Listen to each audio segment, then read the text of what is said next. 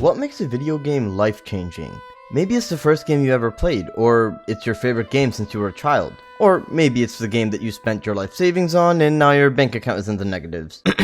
Games impact us in many different ways, but there are some games that are able to impact how you view the world or affect your perspective on life. For me, that was the Xenoblade Chronicles series. I made an impulse decision to get into the series and I do not regret it one bit. Today, I want to share everything that makes me love these games, but also some of my issues with them, because in reality, nothing in this world is perfect. Well, besides me, of course. Don't worry if you haven't played these games yet, as I won't be covering any major spoilers. Anyways, here is what makes every main series Xenoblade game so good and why you should play them if you haven't already. Yeah, sorry X fans, but unfortunately I wasn't one of the 14 people who bought the Wii U, so I actually haven't played it yet. The Xenoblade games are incredible RPGs with expansive worlds to explore, fun combat, and beautiful character and story writing. They're a perfect blend of fantasy and sci-fi elements that work really well together. Each game has gorgeous areas with a banger soundtrack, and there's so much fun to explore. There are giant titans in each world, which are basically moving continents with civilizations living on their backs. Not only is there a wide variety of fantasy creatures and nature that makes the world feel alive, but there are also giant robots to fight. Speaking of fighting, the Xenoblade games each have different combat systems, but they all have similar mechanics. At their core, they are real-time combat systems where characters in your party auto-attack,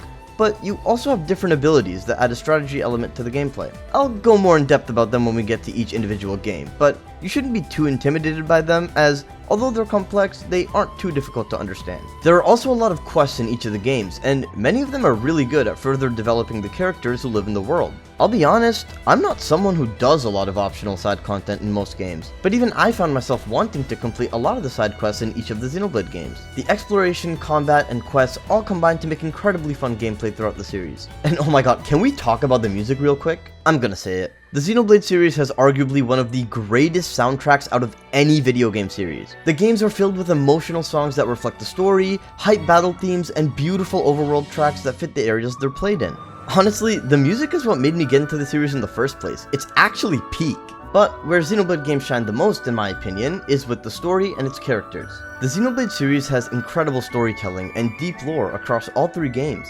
While each game features its own story, the overarching plot and lore that connects the whole series is absolutely amazing. Although these games tackle many different themes, Xenoblade at its core represents changing your fate, and not letting the world decide who you should be. So many characters throughout the series are extremely well written, and they reflect many other themes found in the story, such as life, hope, revenge, and purpose, to name a few. These stories and characters have resonated with me in several ways, but there is one message shown throughout the series that has affected my life the most. The reality is that life can really suck sometimes. There are constantly horrible things happening in the world, and a lot of times you are powerless against them. Everyone has issues that they struggle with, and it can be easy to blame the world for them or not understand what's the point in moving forwards. Xenoblade emphasizes how important it is to not lose hope when faced with these struggles. You have to keep pushing on, as there will always be a light at the end of the tunnel, even if it seems unlikely. The Xenoblade series has genuinely had a very positive impact on my life, and I believe more people deserve to experience these games for themselves.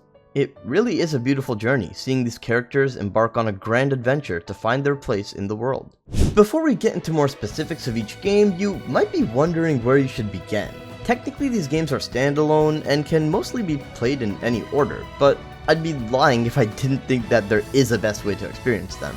Many people will say that it actually doesn't matter whether you play Xenoblade 1 or 2 first, but in my opinion, the first game does a really good job at teaching you the basic concepts of the series, which will make your experience of the other games better if you play it first. And while you can get into the series with the third game, there are a lot of references that will enhance your experience if you've actually played the other ones first. Okay, so just play the games chronologically, got it, but what about the DLCs? Future Connected is an epilogue story included in Xenoblade 1's Definitive Edition, so you shouldn't play it until after you've beaten the base game. However, you don't actually need to rush to beat it before starting the other games either, as it only really impacts the DLC of Xenoblade 3. With Xenoblade 2, however, things are a little more tricky. Torna the Golden Country is a prequel set 500 years before the events of the base game. This means that technically you can play it first, but because it's meant to enhance the story and some major characters, I really do recommend playing it after you've completed the base game. Now, Torna doesn't really affect the rest of the games, meaning you can play it at any time, but the way that it expands Xenoblade 2's story makes me really suggest playing it right after. Finally, we have Future Redeemed, where you actually need to play the entire series before playing it. Although its events take place before the base game of Xenoblade 3, it basically wraps up the whole series and has ties to every other game. With all of that being said, here is my recommended play order to best experience the Xenoblade series. Now, let's go into more details on each of these games, starting with the first one. Xenoblade Chronicles Definitive Edition is by far the most polished way to experience the first Xenoblade game out of its different versions. The setting of this game takes place in the world of the Bionis. This world features two massive titans, the Bionis, which is full of natural life, and the Mechonis, which is pretty much a giant robot, home to the Mechon. The people of Bionis are wrapped in a generational war against the Mechon, as the Mechon constantly invade their homes and kill them. In this world, there is a mysterious sword known as the Monado, which grants the wielder the power to see the future through visions. Our protagonist in the story is Shulk, who is trying to research the Monado to make full use of its power, as the weapon is their best chance to fight the Mechon. This game's story starts out as a seemingly basic war and revenge plot, but there are many twists and mysteries that end up making an amazingly written story. I mean, this game's story first came out over a decade ago, and it's still highly praised till this day. There may be some things that I would have liked to be improved upon, such as for certain characters to have been further developed, but overall, I still love this story, and in my opinion, it's what makes this game shine the most. So the story is fantastic, but what about the gameplay? Exploring the world in this semi-open world game is still very fun. I mean, I could just run around while listening to the music for hours, and just looking around at the world is so fun. Some of my favorite areas in this game, such as Satoral Marsh, Valak Mountain, and Aerith Sea, are so beautiful. But while I wouldn't say the world feels empty by any means, I do feel it's a bit lacking in how you are rewarded for exploration, especially when compared to the other games. While there are items to collect on the ground and different monsters to fight, there aren't actually any chests that you could find or puzzles to try to solve, unlike in Xenoblade 2 and 3. Defeating enemies will give you chests with gear, but there aren't any chests that you could just roam around and discover. The main incentives you have for exploring are fighting unique monsters and heart-to-hearts. Unique monsters are basically mini-bosses scattered across the world that are usually challenging and give you good rewards if you defeat them. These offer a fun challenge to those who like combat, and the items you get are usually helpful for your playthrough. Heart-to-hearts are cutscenes that you can see between two characters that further develop the relationships of your party members. This is a really good concept that is further improved in later games, but unfortunately, it's not executed the best way in this game. This is because most of these heart-to-hearts are locked behind an affinity system between your party members. And while this is a good system on paper that also helps you during combat, it can be confusing. Not meeting certain affinity requirements means you won't be able to see some heart-to-hearts, which is a shame. I'll be honest, I still don't know how this system fully works, but I recommend looking up a guide if you're stuck in the same boat. Anyways, while exploration in this game is still fun, there are some aspects that I do wish were improved. The combat system in this game can feel kind of hit or miss depending on how much you enjoy it. To give a brief overview, it's a real-time combat system where your characters auto-attack but also have arts with different effects. The three main roles your party members have in this game are DPS, tank, and healer, and you can choose to control any one of them in combat.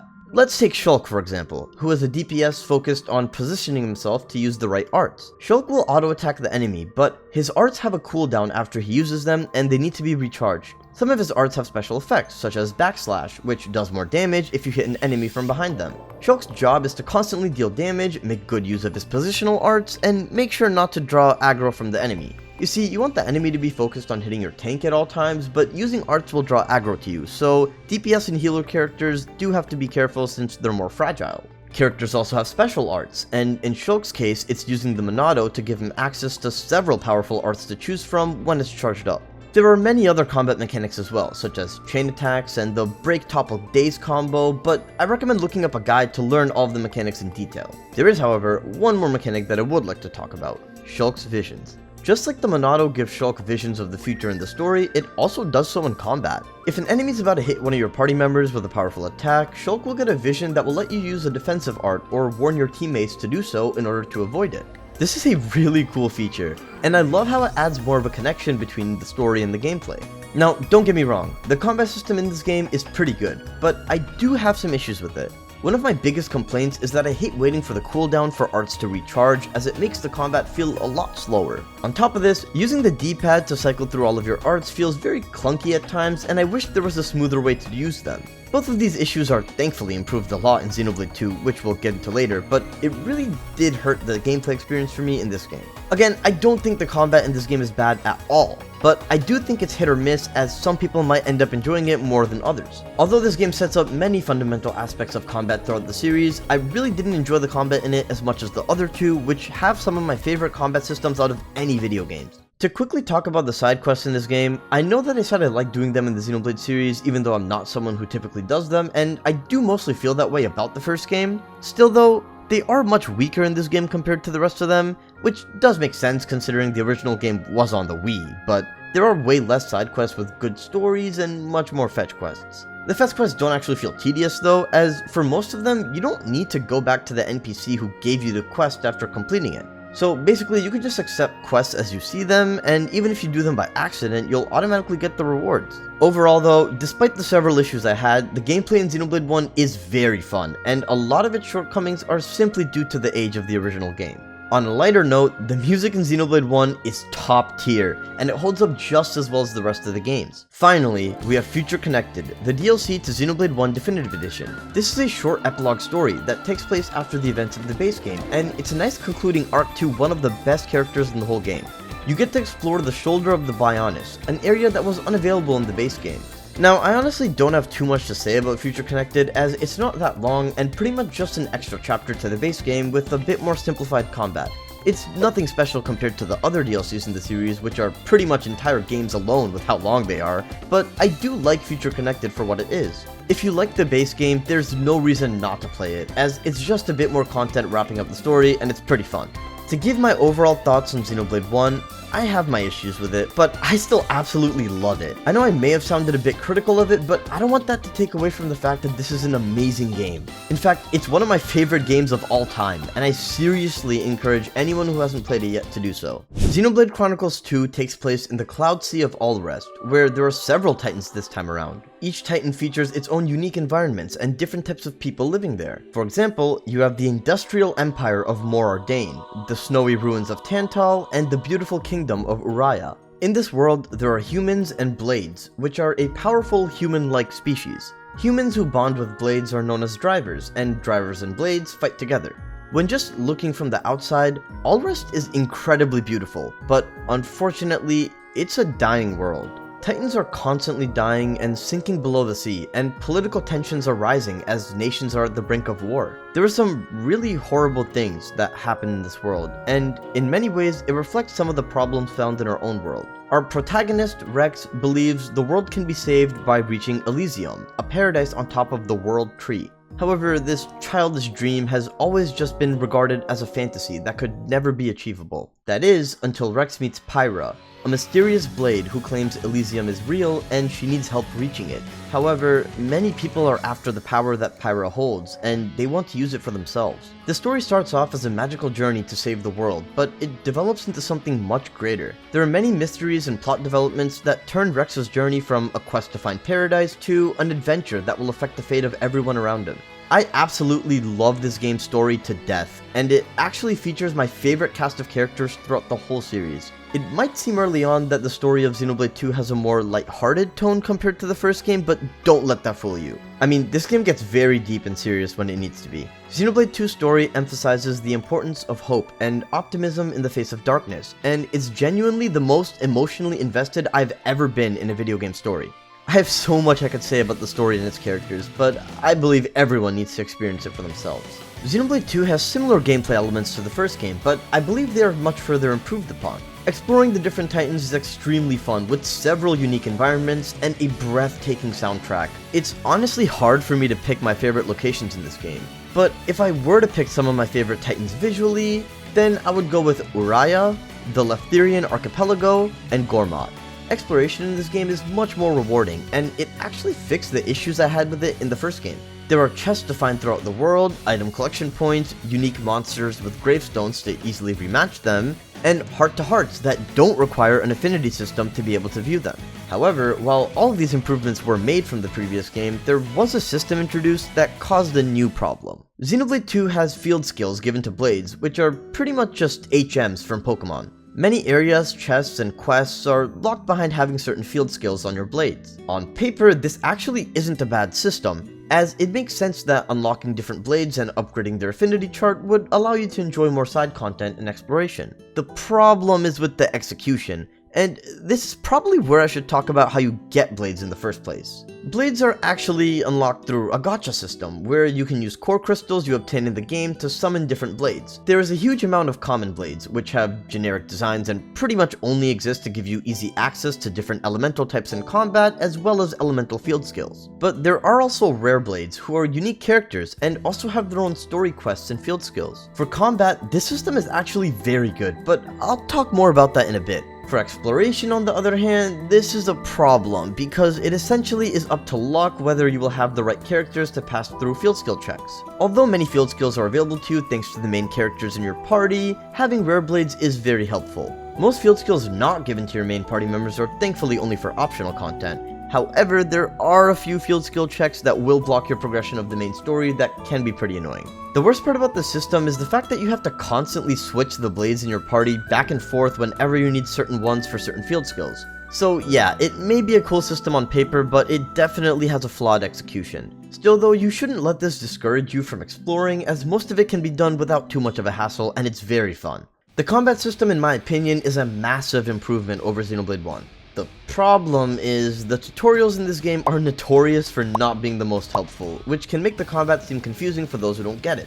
To briefly cover it, there are similar mechanics found in the first game, such as auto-attacking and using arts, however, it's much more improved. Instead of having to cycle through several arts using the D-pad, you now have 3 arts and 1 blade special art assigned to your face buttons. These arts don't need you to wait for a cooldown, and are instead charged up by using your auto-attacks. Furthermore, there are mechanics such as auto-attack cancelling that recharge your arts faster and really speed up the combat compared to the first game. This is also where the blade system shines in this game. For example, let's use Rex as our driver and Pyra as his blade. Every time Rex uses an art, it charges up his blade special art, which lets Pyra use a fire attack and start a blade combo. Blade combos are the core combat mechanic of this game, and you can create several combinations based on the elemental types of the blades in your party. This adds a lot of variety in combat and tons of replayability depending on the blades you use. I won't go more into detail on this, as there are several other things I would have to cover, but I personally recommend these 2 videos for guides that cover the combat system in depth. Seriously though, this game has an amazingly fun combat system that is both complex and engaging, and it's really worth it for those who spend the time to learn it. Personally, it has my favorite combat throughout the whole series, and one of my favorite combat systems out of any video game in general. The side quests in this game are definitely an improvement over the first one. There are still the occasional fetch quests, but most of them actually feel pretty fun to do. I mentioned them earlier, but this game also features story quests for all the rare blades, known as blade quests. These add so much more personality and depth to the characters that you could summon, and most of them are very fun. Well, minus a few tedious ones. I'm looking at you, Ursula. Overall though, while not perfect, the gameplay in Xenoblade 2 is extremely fun, and I did find it to be more enjoyable than in the first game. And of course I have to talk about the music. Straight up, Xenoblade 2 has my favorite soundtrack out of any video game, and it's not close. I mean, the music in this game is heavenly. Honestly, it has some of my favorite pieces of music in general. Finally, we have Torna the Golden Country, the DLC to Xenoblade 2. As I mentioned earlier, this prequel story is set 500 years before the events of the base game, and it has a lot of content. I mean, you could even buy this game standalone without owning Xenoblade 2. It pretty much counts as its own entire game. The story adds so much depth to some important characters from the main story, and it's really good. Torna's gameplay is pretty much a more simplified version of Xenoblade 2's, which is fitting considering it's a much shorter game. You get to explore a large area of Gormott from 500 years ago, as well as a brand new titan called Torna, which is another one of my favorite titans in Xenoblade. Since there are no blades in this game that you get outside of the main story characters, it basically fixes the whole issue with field skills in the base game. There is one complaint often made about Torna, however, and it has to do with its side quests. Torna has a lot of side quests, and they're mostly very fun. However, there are a couple of times towards the end of the game where you will be blocked from progressing the main story depending on the number of side quests you have completed. This may sound dumb at first, as if that defeats the whole purpose of them being side quests, but trust me, it does make sense why you have to do them within the context of the story. Most of these aren't tedious and are fun, like I said before, but still, I can understand why people would be frustrated if the game stops you out of nowhere to go grind a bunch of side quests. So I recommend when playing Torna to just do many side quests as you play through the game, unless you don't mind having to grind a bunch of them at the very end. Personally, I ended up doing all of them at once, and although I didn't actually mind it that much, it's important to be aware of it so you can decide on your own, rather than being forced to by the game. Torna also has my favorite battle theme out of the entire series, just listen to it.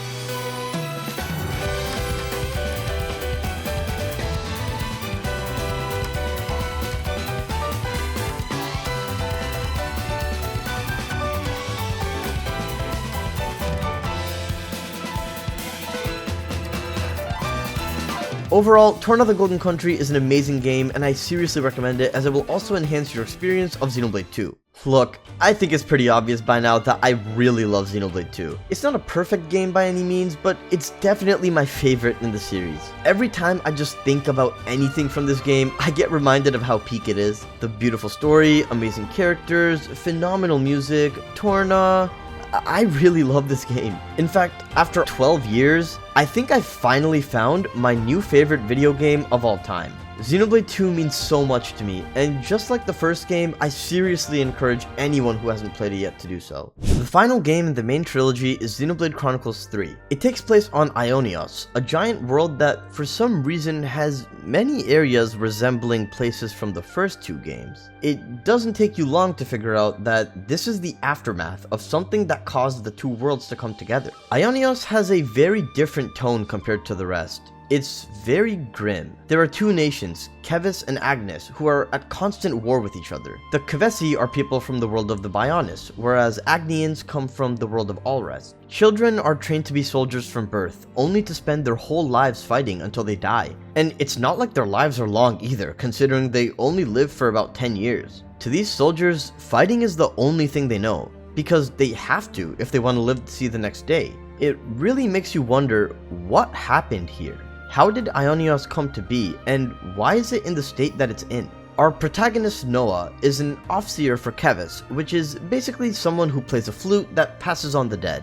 Even though he is also a soldier who fights to survive, Noah has a different way of thinking from many of his comrades, and he often questions the purpose of the two nations fighting. However, Xenoblade 3 actually has two protagonists. Noah is our protagonist from Keves, but we also have Mio. Mio is an Agnian Ofseer, and she shares similar ideals and questions with Noah. Eventually, a mysterious case of events causes Noah's group and Mio's group to come together, only for them to realize that there is a greater enemy behind the scenes. Two groups, once fighting to kill each other, have to work together now to find the answers to their questions while the rest of the world is out to kill them. This game has a heavy focus on the purpose of life and death, and it also reflects the evils found in the systems of our own world. What can you do when the whole world is out to get you? The journey that Noah and his friends are on is really incredible, and they all grow a lot as characters throughout it. The amazing characters and very emotional scenes throughout the game make me really love the story of Xenoblade 3. In terms of gameplay, Xenoblade 3 has, in my opinion, the most refined and polished gameplay experience in the whole series. Traversing the world of Ionios is much smoother than in previous games, and you also have more incentives to explore. Containers, which are basically chests, and unique monsters both make a return in this game, and field skills are massively improved. There are now only a few field skills that you unlock through different quests, and they're basically passive overworld abilities learned by your characters. This means you don't need anyone specifically in your party to use them, and it's a lot more seamless during traversal as well. You will also find the husks of Kevesi and Agnian soldiers throughout the world, and Noah and Mio can send them off to increase colony affinity systems. I really like this feature as it's another way to thematically connect the gameplay and the story. Another thing that adds to this is that you could find two groups of soldiers or monsters fighting each other, and since you're a neutral party in the world, you could choose which side to help and get different rewards for it. Even with the darker tone of the game, there are still so many beautiful areas full of life in this game. A few of my favorites are LA's Highway, Malevolent Hollow, Great Coddy Falls, and Erythia Sea.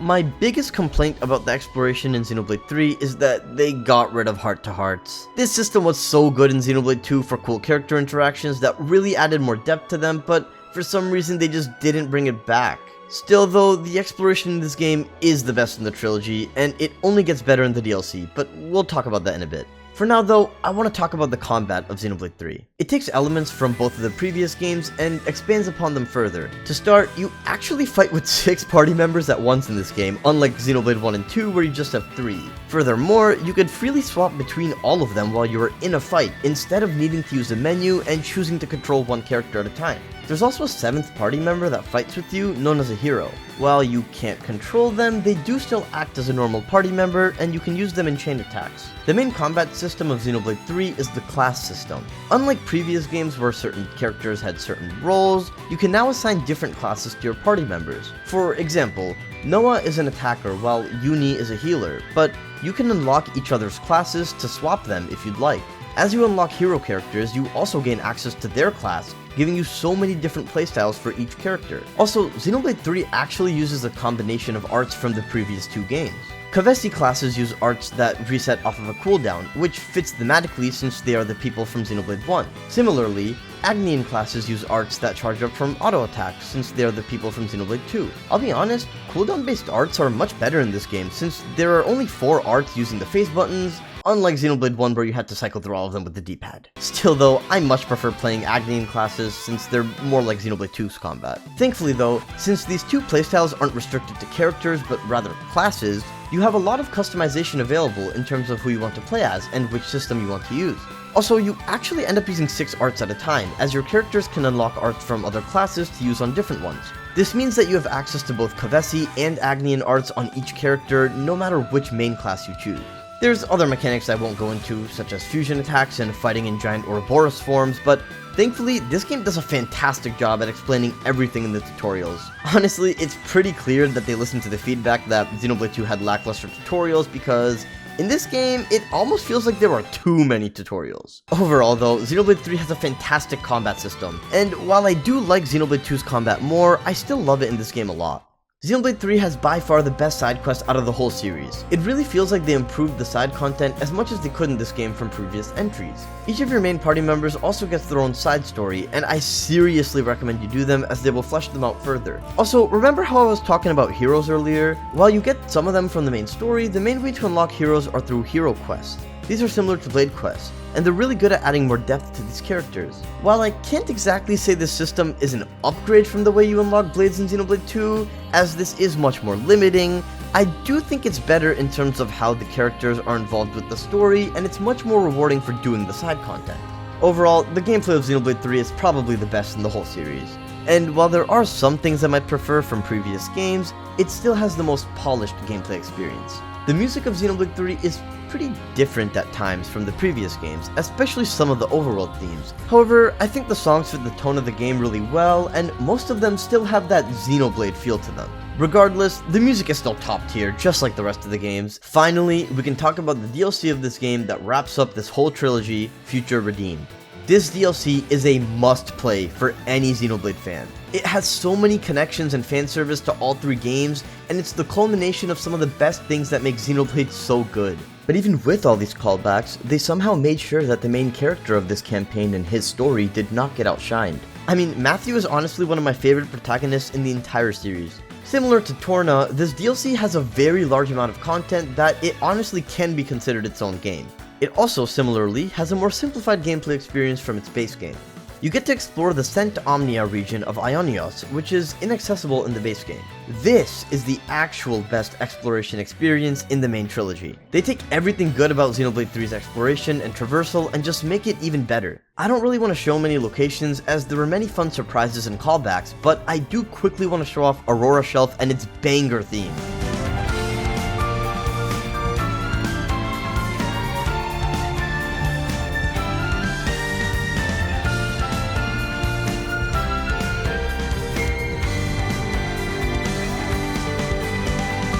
Also, the community system returns from Torna, except this time, the side quests truly are entirely optional. The best part about Future Redeemed's gameplay is that almost everything you do in the game gives you affinity points, which is used to upgrade your characters. I'm talking doing quests, fighting different enemies, unlocking locations, viewing affinity scenes, which are basically just heart-to-hearts by the way. Thank God they made a return. Literally, doing anything in this game helps your progression, which is so rewarding and gives you so much incentive to do everything you can. Look, if you like Xenoblade but haven't played Future Redeemed yet, you have to play it. Just make sure you play the rest of the games first. To wrap up my thoughts on Xenoblade 3, although at times it could feel the most different from the series, I still love this game so much. I said earlier that Xenoblade 2 is my favorite in the series, but to be fully honest, it's actually pretty close. Xenoblade 3 is in my top 3 games of all time, and it's such a phenomenal game, especially because of Future Redeemed. This game has really given me so much more value on life, and cherishing the limited time that I have on this earth. Look, you get it by now, just like the other two. If you haven't played this game yet, I seriously encourage you to do so. I hope by now I've expressed enough why I love the Xenoblade series so much. Maybe it won't have the exact same impact on you as it did with me, as of course everyone's experiences are different. However, I really do believe these are phenomenal games that so many more people need to play. As long as I've convinced at least one person to get into Xenoblade because of this video, that will honestly be enough for me. If you've made it this far, I really hope you enjoyed the video. I've put a lot of effort into it, and subscribing will seriously go a long way. I will be making videos like this on several different games on this channel, including more Xenoblade, so your support is much appreciated. Also, I'd love to hear about your experience with the Xenoblade series in the comments. Thanks for watching.